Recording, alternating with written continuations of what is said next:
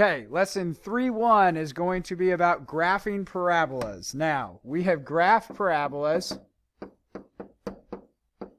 that look like this, where we have talked about, on the inside, so that's going to move it to the right 3, outside vertical, going to move it up 2. So we've talked about how to graph your parent function and then do shifts, but what we are going to go over today is we are going to go over graphing parabolas that are going to be in your standard form, which your standard form is ax squared plus bx plus c.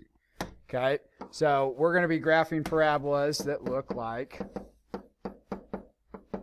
this. Okay, in order to do that, we are going to need to find x and y intercepts. You're going to need to find the axis of symmetry of the parabola. You're going to be using your vertex. Oh, I guess the vertex is right there. And you're going to be using all of those points to figure out what the graph of this should look like. So on the back of your guys' note sheet, there should be one page that you can tear off. Okay, that last page should say on your own on the back, and on the front of it, it should say quadratic notes practice. So you guys will have that there. We've got just a few slides, and then we'll be kind of bouncing back and forth between this paper and between the slideshow here. Okay, but before we can worry about graphing any of that, we got to talk about getting these functions into our standard form. Okay, so remember the standard form of your parabola is ax squared plus bx plus c. Okay, so a quadratic equation is ax squared plus bx plus c equals 0. We had to make it equal to 0. Remember, we had to do this for in order to be able to factor to solve. So in order to factor, we had to have it into this form. Okay, now the standard form for a quadratic function, like one that we are getting ready to graph, is basically going to be the same thing. It's still ax squared plus bx plus c. However, instead of it equaling 0, you're going to say it either equals y or it equals f of x. Okay? So instead of saying, hey, I need to get it into standard form by making it equal 0, it's going to be, I need it to equal y, or I need it to equal f of x. Okay? So we'll practice a few of these here. Okay, first one, we've got 2y plus 2 equals 5x squared plus 7x. Okay, I need to get this into standard form. So standard form used to be equal 0, but for this case, we need to make this a y equals. Okay, so I need to get y by itself. So the first thing I need to do is I need to subtract 2.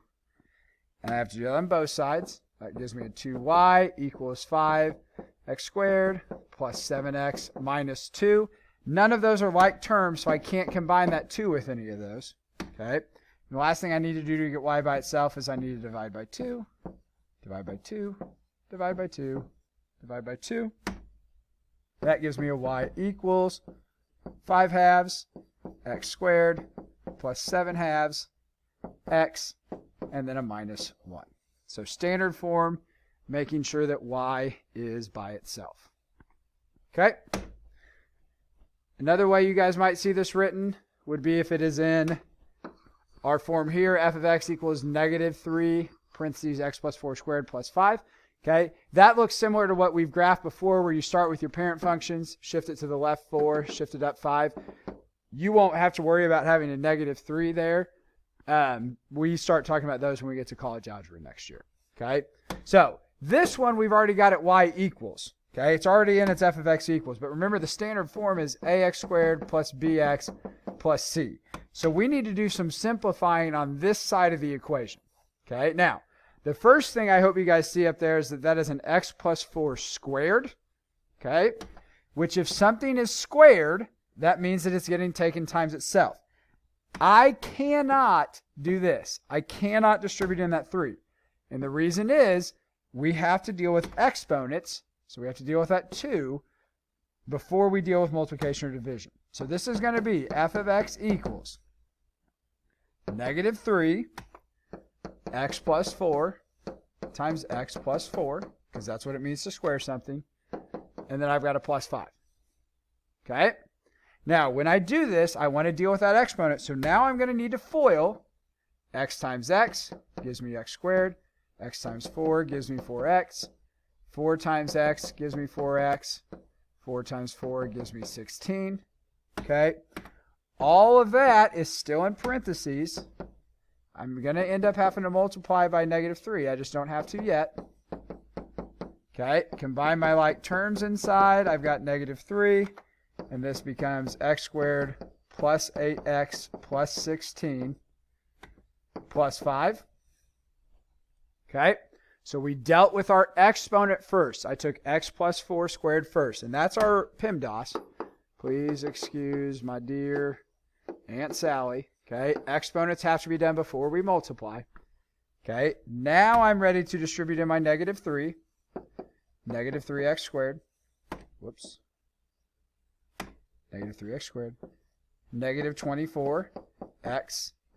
-3 times 16. 3 and 6 is 18, and 30 gives me a -48. Don't forget your plus 5. That happens a lot to people. And I end up with f of x equals -3x squared minus 24x. -48 and 5 combined together to give me a -43. Okay, that's probably the trickiest one to do as far as trying to get it into standard form. But just remember, you have to FOIL first, deal with that squared first, then you will distribute that in and combine all your like terms. Okay, so first part of this, the video 1 was just about getting these problems into standard form. Next video, we're going to talk about how to graph, or how we can graph using all of these different pieces.